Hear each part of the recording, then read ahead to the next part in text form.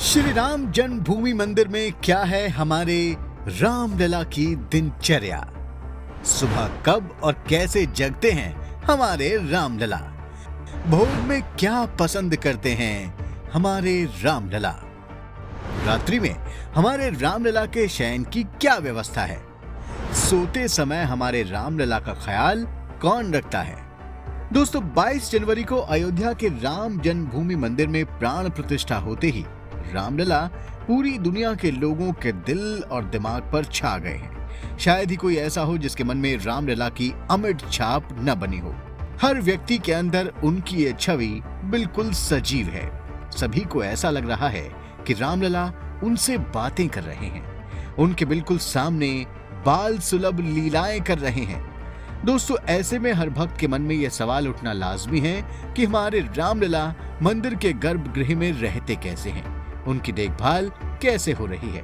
आज हम इस वीडियो में रामलला की पूरी दिनचर्या आपके सामने डिटेल में रखने जा रहे हैं। बस आप देखते रहिए द कर्मा।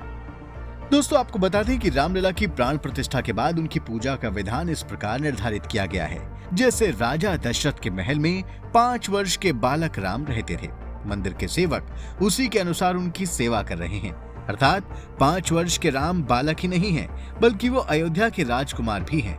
इसलिए एक राजकुमार बालक की तरह उन्हें जगाया जाता है, उनकी पसंद का ही भोजन कराया जाता है। राजकुमार की तरह ही वो आराम करते हैं और राजकुमार की तरह ही जनता को दर्शन देते हैं, दान करते हैं, संगीत सुनते हैं और अपनी आध्यात्मिक प्रवृत्ति की वजह से प्रतिदिन चारों वेदों का पाठ भी सुनते हैं। दोस्तों, हमारे रामलला की सुबह 4 बजे से रात 10 बजे के बीच एक खास दिनचर्या है। माता कौशल्या की तरह रामलला के अर्चक सुबह 4 बजे बड़े ही प्रेम भाव से उन्हें जगा देते हैं। गर्भगृह में जाने से पहले अर्चक रामलला और गुरुओं की आज्ञा लेते हैं। इसके बाद भगवान राम की जय जयकार करते हैं। उसके बाद बालक राम का बिस्तर ठीक किया जाता है, उन्हें मंजन कराया जाता है। भगवान को राजकीय पद्धति के अनुसार स्नान कराया जाता है। उन्हें हर दिन और हर उत्सव के अनुसार वस्त्र पहनाए जाते हैं। हर दिन के लिए अलग अलग रंग के वस्त्र तय हैं। उत्सवों के मौके पर पीतांबर पहनाया जाता है। रामलला को मुकुट या पगड़ी पहनाई जाती है। ऐसा इसलिए क्योंकि वो राजकुमार है और वो खुले सिर से किसी के सामने नहीं जाते। इसके बाद अखंड फल का भोग लगता है। इसमें राजकुमार की रुचि के अनुसार फल, रबड़ी, खीर, मालपुआ, मक्खन, मिश्री, मलाई आदि होती है। भगवान को खीर और मालपुआ बहुत पसंद है। इसके बाद मंगला आरती होती है। तड़के सुबह की इस आरती में ऐसे लोगों को ही प्रवेश मिलता है जिनके बारे में मान्यता है कि उनके दर्शन से श्री और सौभाग्य में वृद्धि होती है। रामलला को रोज सफेद गाय और बछड़े का दर्शन कराया जाता है। उसके बाद गज दर्शन कराया जाता है। राम जन्मभूमि ट्रस्ट ने इसके लिए स्वर्ण गज की व्यवस्था की है। बालक राम अपने राजकुमार स्वभाव के अनुसार प्रतिदिन दान भी करते हैं। बाल भोग, श्रृंगार आरती के बाद कुछ देर के लिए पट बंद होते हैं। 5 वर्ष की अवस्था में राजकुमार लगातार दर्शन नहीं दे सकते, इसलिए उन्हें सहज किया जाता है, भोग लगाया जाता है, वस्त्र, कपड़े आदि ठीक किए जाते हैं। उसके बाद ही फिर दर्शन का क्रम चलता है। दोपहर से पहले राजभोग लगता है। इसकी पद्धति भी तय है। 12 बजे राजभोग आरती होती है। राजभोग के पद सुनाए जाते हैं, संगीत की सेवा होती है। इसके बाद भगवान फिर सबको दर्शन देते हैं। शाम 6:30 बजे संध्या आरती होती है। दोनों आरतियों के बीच भी एक बार ब्रेक लिया जाता है। रात करीब 8, साढ़े 8 बजे शयन आरती होती है। शयन से पहले भोग लगाया जाता है। प्रभु को संगीत सुनाया जाता है। भगवान को रोज चारों वेद सुनाए जाते हैं।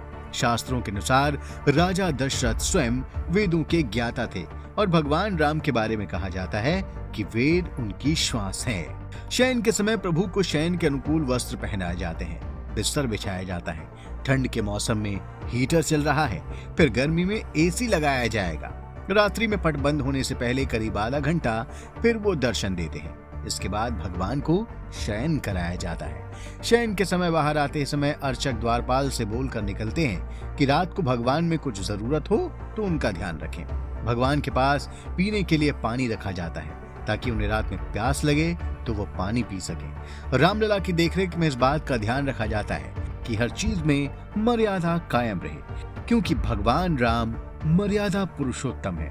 दोस्तों, ये केवल एक मूर्ति की पूजा और प्रतिष्ठा नहीं है, बल्कि उन गुणों की भी पूजा और प्रतिष्ठा है जिनके लिए युगों के बाद भी राम याद किए जाते हैं। इन सब बातों का ध्यान रखते हुए वेद, आगम और अन्य शास्त्रों के आधार पर रामलला की पूजा के लिए श्री रामोपासना नाम से एक संहिता बनाई गई है। रामलला की पूजन पद्धति में 5 पुजारियों के साथ 10 प्रशिक्षु अर्चक भी शामिल होंगे। दोस्तों, अयोध्या के राम जन्मभूमि मंदिर के गर्भगृह में स्थापित रामलला की दिनचर्या पर हमारा यह वीडियो आपको जरूर पसंद आया होगा। अब आप इसे लाइक और शेयर करें और हमारे चैनल को भी सब्सक्राइब करें और हाँ, नोटिफिकेशन के लिए बेल आइकन दबाना बिल्कुल ना भूलें। धन्यवाद।